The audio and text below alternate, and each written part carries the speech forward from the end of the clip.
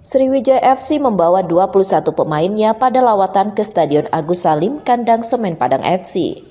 Pada laga yang akan digelar hari Minggu nanti, pelatih Sriwijaya FC, Henry Susilo, memasukkan 3 pemain baru, masing-masing Miftah Sani, Octavianus Karisago, serta Yevhen Bokhashvili.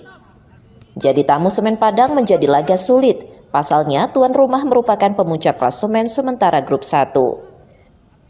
Ya, saya pikir dia pemimpin klasemen, pasti ya, saya pikir dia bagus. Kita harus kerja keras untuk menghadapi mereka, ya, yang realistis sajalah. Dengan kondisi saat ini, Sriwijaya FC berusaha tetap bermain percaya diri, serta mewaspadai pergerakan permainan Semen Padang. Nur Muhammad, Kompas TV, Palembang, Sumatera Selatan.